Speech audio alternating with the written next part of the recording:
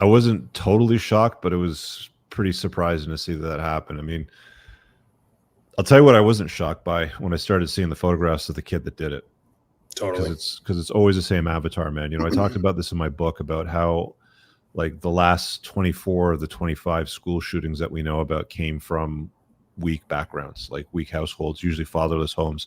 In this case, we don't know much about the kid's parents. I tried to get some stuff. Like there's a photograph Yeah, of him it's and his really mom. tough to find. Yeah, of him and his mom at a graduation ceremony. Nothing on the dad. We know that the parents apparently are social workers. Apparently the dad's a psychiatrist, makes about 300 grand a year. Has published a couple of journals or a couple of books. So it's interesting that his kid had these issues, and he's a trained psychiatrist, and you know, it still got to this point. But it's always the same avatar, man. Like it's always the same soft looking kid. I mean, if you guys haven't seen him here, I'll throw it up on the screen real quick. I'm sure it's not news to most of you, but it's always the same look, man. It's always the exact same look. It's always a soft looking kid. This guy over here was commenting on Thomas Matthew Crooks in a news media interview. I'm not even going to play it. I mean, I saved it in my Signal chat off. I sent it over to you, but he said something interesting at the end. He said, you know, he was the kind of kid that got bullied, but he was also the kind of kid that kept wearing a mask even after like the beer bug was over. And that I didn't see. Yeah, I remember them saying like he would show up to school like in hunting gear. yeah, like And he kept right himself. at the very end of the video, this kid over here said that he was the only kid that was still wearing a mask going to school. And I've seen these people, you know, they're the people that drive a car by themselves with a mask and the windows, you know, rolled up. They're the oddballs that sort of socially awkwardly, you know, move around through life. And I've said this many times, and I've shared this on Twitter X, you know, a couple times this week when I, you know, saw this pop. It's like, if you just put these kids in combat sports and weight training and give them something difficult to do beyond just playing video games and being socially awkward, you will challenge them and force them to lean into difficult areas of life that will improve them, that will make them better. But we're not doing that. We are coddling, we're helicopter parenting these kids. We're giving them participation trophies just for showing up. We're bubble wrapping the shit out of them. They're not getting the toughness and the fortitude that is required of turning a boy into a man. This is not a boy. This is a man. This is an adult man. Does not look like an adult man. This does not look like an adult man. Okay. I know the Mano Swamp is probably all over this, calling him an incel and all that. It's the parents' fault.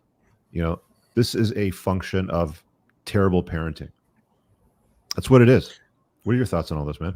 Yeah, I mean, it's sad to see, man, that something like this happening. But you're absolutely right. I mean, it's the exact avatar that I would expect. It's a weak-looking, low-T, loner-style kid who clearly does not have a strong, masculine, virtuous presence in his life. I mean, we saw how great kids turn out when their dads are even like psychiatrists. I mean, look at Michaela Peterson, for example. So it's not like just because a guy's got a degree framed in mahogany and he makes this money doesn't mean he's a good guy. Doesn't mean he's a good man. It's good at being a man. It's just it's extra disheartening because I've seen a couple of these things recently, like on Instagram. Every now and then I'll be scrolling into like reels and stuff like that.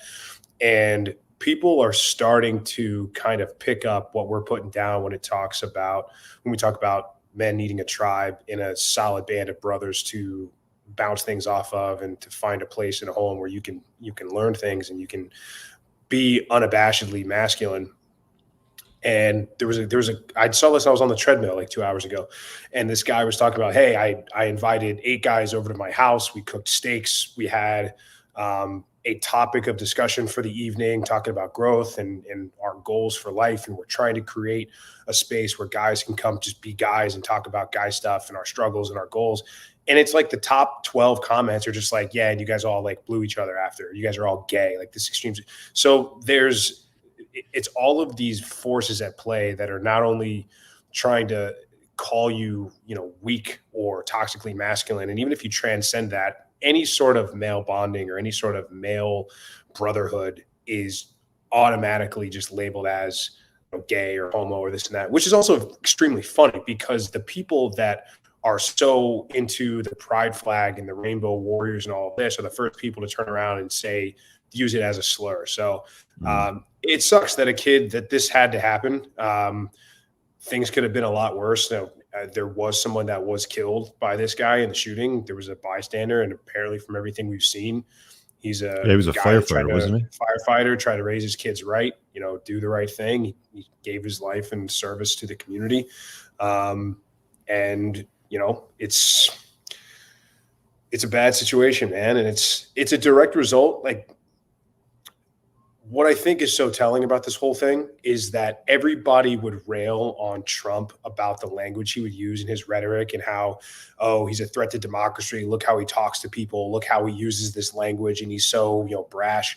And yet the people that are against him, the Biden administration, are the ones calling him a fascist who needs to be eradicated at any means necessary. And clearly they're not going to stop at something like this. All right, guys, I really hope that you enjoyed that clip. If you want to check out the full-length podcast episode, you can find that right over here. Also, make sure you visit my website over here where you'll find my supplements, the opportunity to book me privately one-on-one for coaching, and most importantly, my new School of Unplugging, which you'll find on the courses tab. Newer to the channel, hit subscribe.